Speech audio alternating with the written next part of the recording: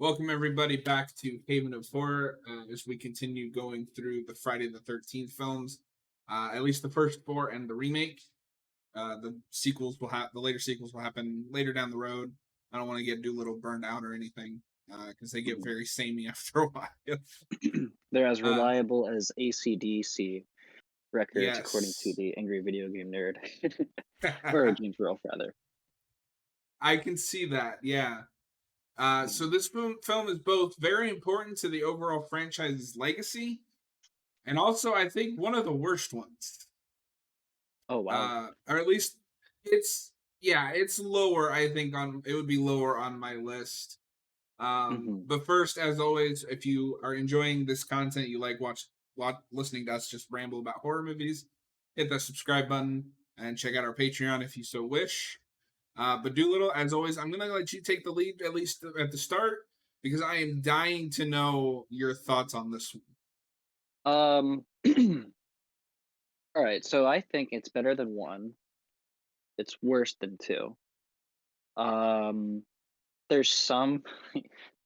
There's like some stuff that I think is pretty entertaining about this movie, but overall, it's a bit of it's a bit slower than I think I would like it to be.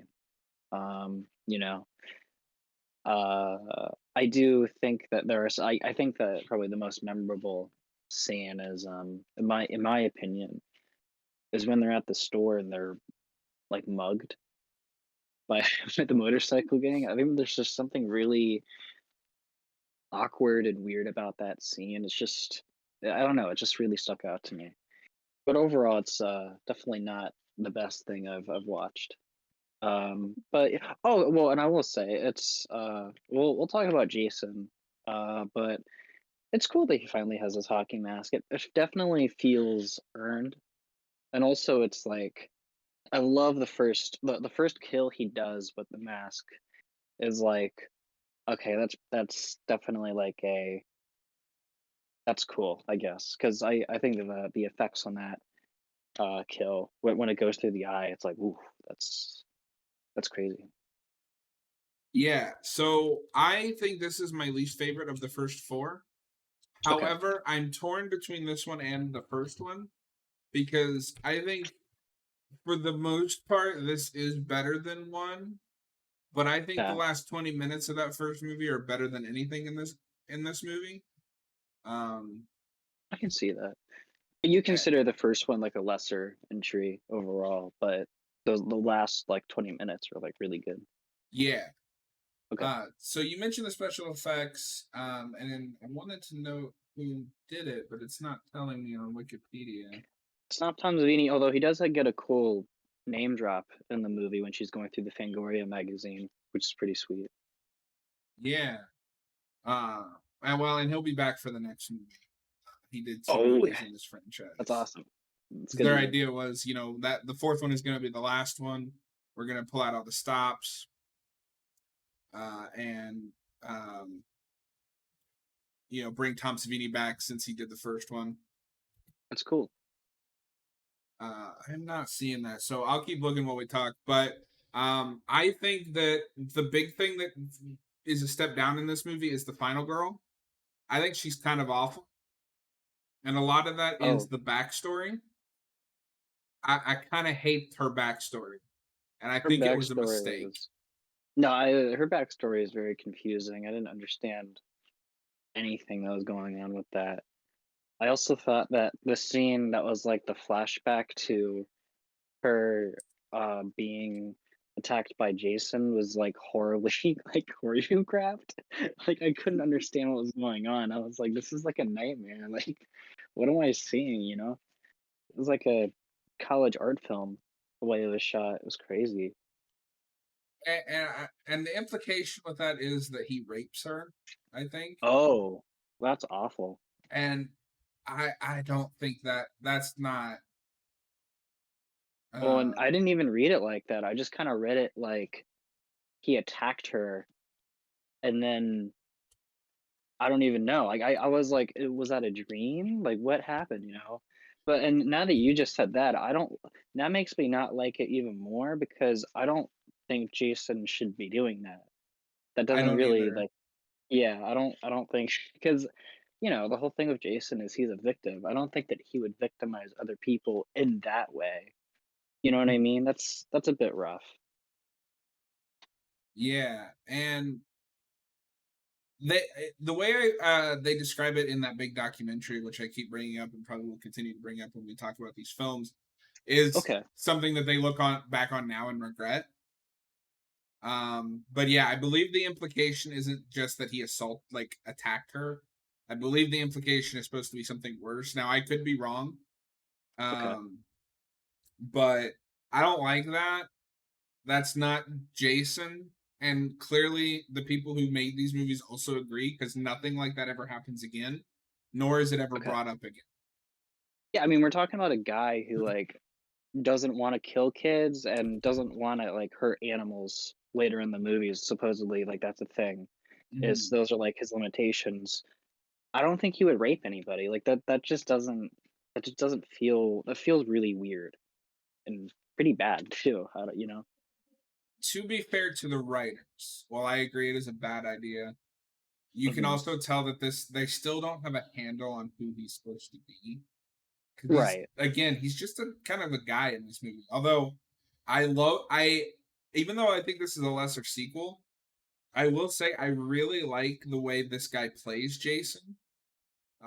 He kind of plays it a little more. I don't want to say sadistic, but like part two was just like a guy in the woods. And this is more of like in some scenes it's almost like he's relishing what he's doing, and he's also really creepy. My go-to example of what I do like about this movie is the shot towards the end, where she looks up and like the unmasked Jason is in the window. And that shot is so fucking creepy to me. Oh yeah, sure. I guess Uh, he's a bit more theatrical. Yeah, which is that's interesting. what I'm. Yeah, he's more theatrical in this movie. Yeah. Uh, and I like the new outfit. I love the fact that he went from like a hairy mongoloid in the woods in part two to whatever the fuck he's supposed to be in this one. Because like Yeah. it's debatable if he's even human at this point. Like, at what point are you no longer human? For sure. And that's also probably an area where they still trying to figure out what exactly Jason is going to like be in terms of like design because I know that later on in the movies he looks a lot more zombie like. Hmm. Yeah, and I mean, even I think in part four, he's got a little bit of a monster look to him. Oh, Um, okay, cool. but we'll obviously we'll get there because that's a Savini thing. So Hmm. the other thing that sets this movie apart, and I also wanted to mention, this is the only film to be directed by the director of the previous film. Steve Miner did this one and part two. And this one out of all of them just feels like, well, let's do part two again. I can kind of see that. And I don't even mind the idea with the final girl because I can kind of see what they were doing when with what we were talking about with the Jason assault scene is like using Hmm. Jason as a metaphor for confronting like a past trauma. And maybe I'm giving this movie too much credit, but that I think that is there in the movie. But you make Jason look unsympathetic when the entire point of the first two is how sympathetic he is. And Oh I think yeah, that's a absolutely. problem. I was thinking that too because yeah, I mean, because even though I didn't read that initial scene, um, thinking that she was raped, but they do make a big deal about the fact that you know Jason enacted this trauma on someone, and it's kind of lasted for a long time, and that is counterintuitive to what they were trying to do previously, for sure. Yeah, I also have it to make say, I think this has one of the worst actresses in the entire franchise. which one, the lead one, or like The which one? stoner girl. Oh, okay, The okay, scene that's where fair. she's running through the cabin screaming they're all dead is one of the most unintentionally funniest things I've ever seen. That's true, yeah. Well, I think there's a couple scenes in this movie where I'm like, "Oh my god, like, this is" It's the guy with he has like short hair. On the guy on the hammock with the girl, that guy, that Yeah. guy is surely an Academy Award winner, right? Like, oh my goodness gracious. He's trying his best. He's trying his So best. I'm glad you mentioned that because I almost forgot. But there's something weird with that one too, and I think it's that one. I can't remember because this movie is the first one is like the first one where all the characters start to kind of run together for me. Um, Uh-huh. but so this movie does a weird thing with that. With that is that girl that he's having sex with is supposed to be pregnant. Like they have a line about it in the beginning of the movie, Oh. and then Jason just drives a spear through her fucking chest. I was like, I don't know if that belongs in this movie. Yeah, well, it's a bit too mature, uh, for this, I guess, material, I guess it's just a good way of kinda going about both that and the rape thing is it's just a bit too much, I guess, for this material, potentially. I could be wrong. I Do think this you see movie's I agree with you, but I also think that this movie is very tonally confused. Oh, Um, sure. because the first two are trying to be like legitimate horror films. They go out of their way to make Jason scared. And to their credit, Jason is never the joke, like never comedic in this movie. But this movie's tone is notably lighter, except for those two things. Sure. And I think that starts even with the beginning, with the opening music is completely different, and I really love it. But Well, I it's like love a the opening music, complete, yeah. yeah, so good. But it's like a completely different tone.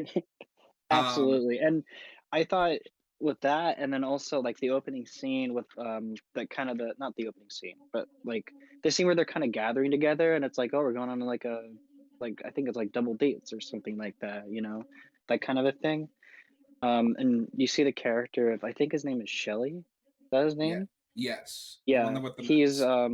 mhm. We probably do have to talk about him, but his character in that scene was just like, "Oh, like, this is gonna be, like, a bit more of a romp, like a Mhm. fun thing," and it's kinda that until it isn't, yeah. Um, and this also has one of my favorite. After we get the like 10-minute recap of the finale of the second movie, where they just replay the ending. This movie has one of my favorite openings of new footage with that like disgusting grocery store guy, Oh, sure. where he's just going around like picking the food off shelves and like putting rabbits in the food. I'm like, dude, I will. I don't want to shop at your store. Yeah, And then he dies on the shitter.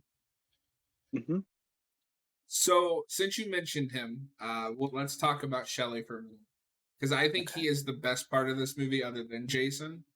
I think that actor really brings to like obviously not an award-winning act performance, but I really like Shelley, and I like that he's kind of an insecure guy that uses these gags to try to force people to pay attention to him. I also think he and the other guy, not Rick, the other guy, like, on the hammock, I think they both have the best deaths in the movie, in the way they're executed and paid off.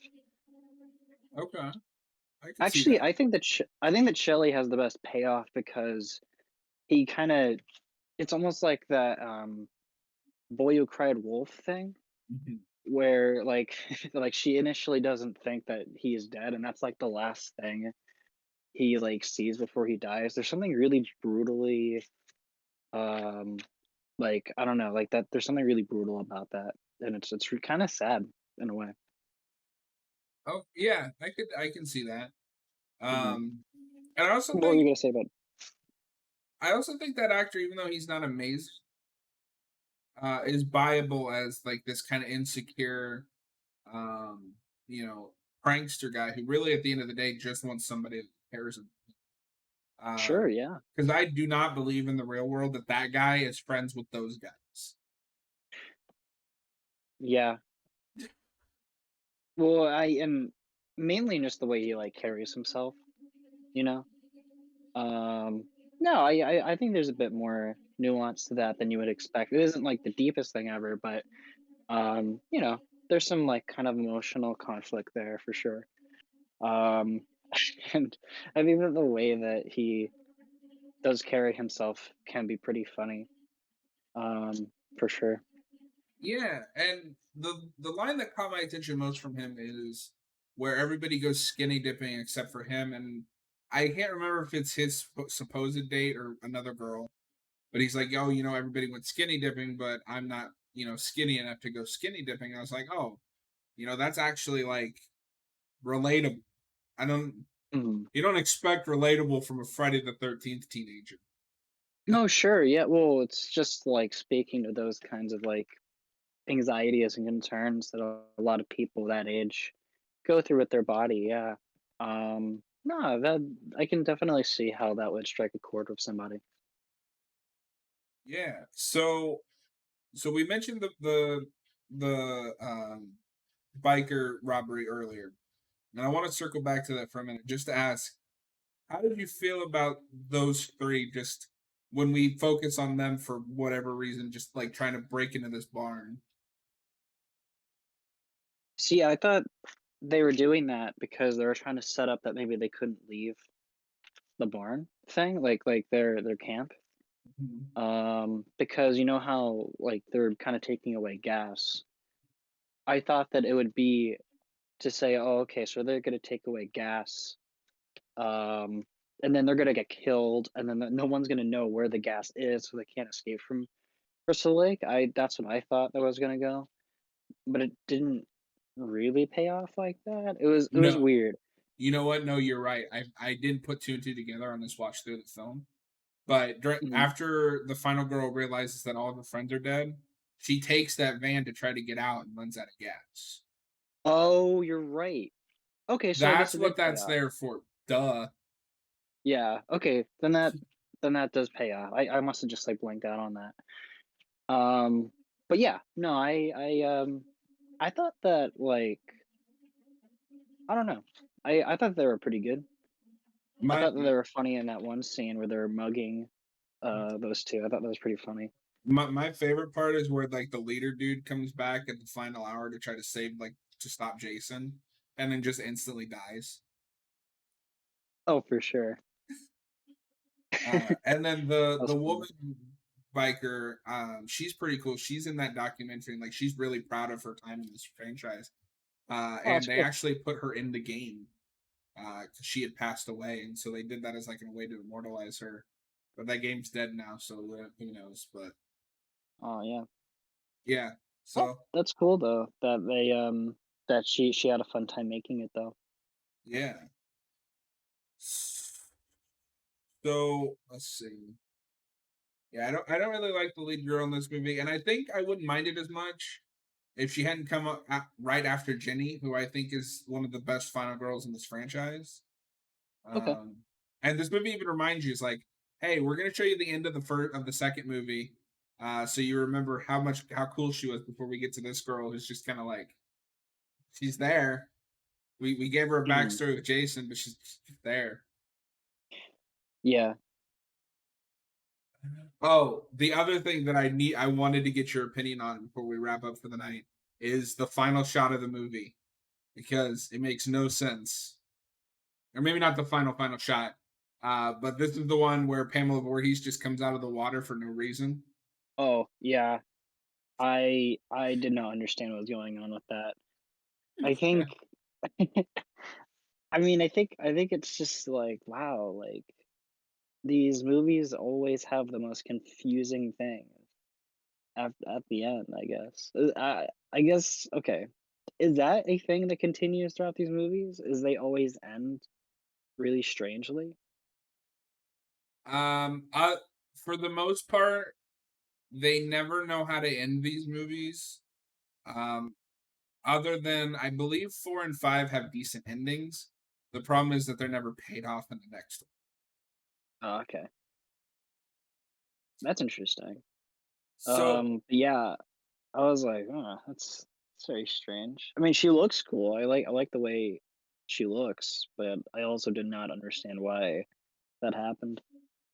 And also to note, I believe this is the last time we will see Pamela Voorhees in this franchise, up until Freddy versus Jason, which will be Oh, off in interesting. the long future.